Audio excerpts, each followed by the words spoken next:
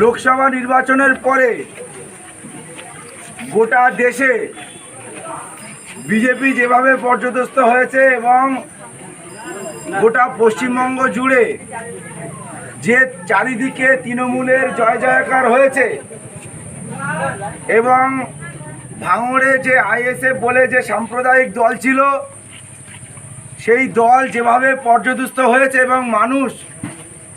ভাঙড়ের সাধারণ মানুষ যেভাবে এই সাম্প্রদায়িক আইএসএফকে গণতান্ত্রিকভাবে মুখে জামাকালি ঘষে ভাঙড় থেকে দূর করেছে, এই ফুলবাড়ির মাটিতে দীর্ঘদিন ধরে বেশ কয়েকজন এখানে আইএসএফ করত, তাদেরকে ভুল পথে পরিচালিত করেছে আইএসএফের নওশাদ সিদ্দিকী। সেই জায়গায় দাঁড়িয়ে যারা আইএসএফ করত বিগত বিধানসভা নির্বাচনের পর থেকে এবং এই লোকসভা নির্বাচন পর্যন্ত, তারা নিজেদের ভুল বুঝতে পেরে এবং তারা বুঝেছে যে এই আইএসএফ কোনো উন্নয়ন করেনি এবং আগামী দিনেও করতে পারবে না এবং আগামী দিনে এই আইএসএফ বলে কোনো দল পশ্চিমবঙ্গের মাটিতে থাকবে না, ভাঙড়ের মাটিতে আর থাকবে না। সেই কারণে আজকে তারা আমাদের প্রিয় দক্ষিণ 24 পরগনা জেলা পরিষদের কৃষি সেচ সমবায়ের কর্মাধ্যক্ষ সম্মানীয় বাহারুল ইসলাম সহ এখানে আমাদের প্রাক্তন জেলা পরিষদের মেম্বার মীর তাহের আলী এবং আমাদের পঞ্চায়েত সদস্য এবং অঞ্চলের সেক্রেটারি মুজিদ আলী, এখানে পঞ্চায়েত সদস্য গফফার মল্লিকের নেতৃত্বে এবং সমস্ত তৃণমূল কংগ্রেসের এখানে নেতা কর্মীরা সব আছে, মিজানুর মল্লিক সহ সমস্ত নেতা কর্মী আমাদের এখানে সকলের হাত থেকে, মেনলি বাহারুলদার হাত থেকে আজকে আইএসএফ যারা করেছে এবং এই গ্রামে বিভিন্নভাবে সংবাদের শিরোনামে এসছে, তাই আমরা সকলে ঐক্যবদ্ধভাবে আজকের পর থেকে চাই এবং কামনা করি ফুলবাড়ির মাটি তৃণমূল কংগ্রেসের দুর্জয় এবং শক্তিশালী ঘাঁটি এবং এই মাটিতে শান্তি বিরাজ করুক, এই মাটিতে যেন আগামী দিনে কোনো অশান্তি না হয়। সেই জায়গায় দাঁড়িয়ে আমি অনুরোধ করব বাহারুলদাকে দুই এক কথা বলে যারা আইএসএফ থেকে নিজেদের ভুল বুঝে তৃণমূল কংগ্রেসে আজকে জয়েন করছে তাদের হাতে পতাকা তুলে দেওয়ার জন্য। ধন্যবাদ সাবিরুল ইসলাম এবং আমার প্রিয় নেতা তাহের সাহেব আছেন আমাদের মুজিদ সাহেব আছেন, আমাদের গফফার সাহেব থেকে মিজানুর সাহেব থেকে শুরু করে আমাদের অল নেতৃত্ব এখানে আছেন। প্রত্যেককে আমরা ধন্যবাদ জানাই এবং আমার মাতৃভূমি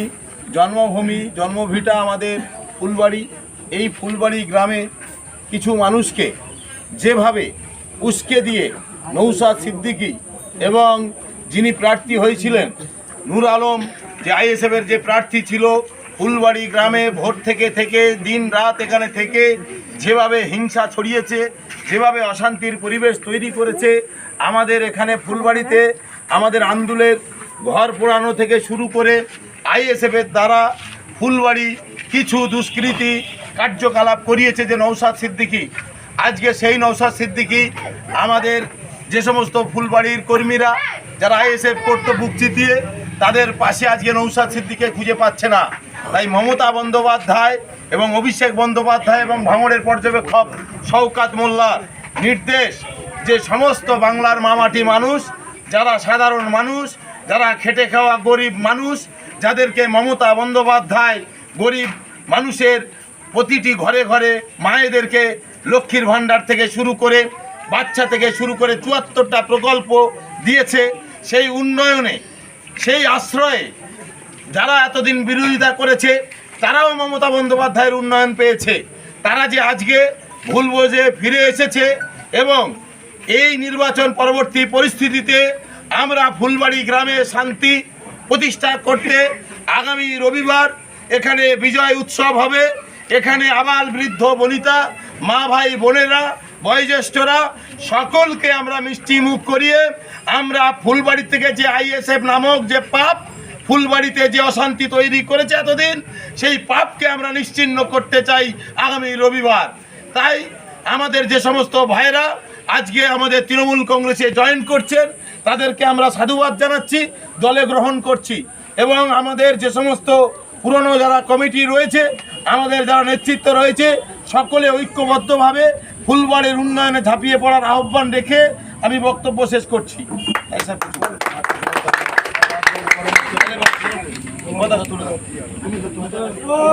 সবাই মিলে ধরবো, ওরা এসে ধরুন। বন্দে মাতরম, বন্দে মাতরম,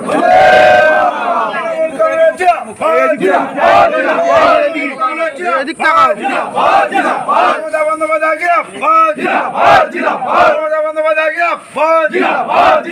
অভিষেক বন্দ্যোপাধ্যায় অভিষেক বন্দ্যোপাধ্যায় পর্যবেক্ষক শওকত মোল্লা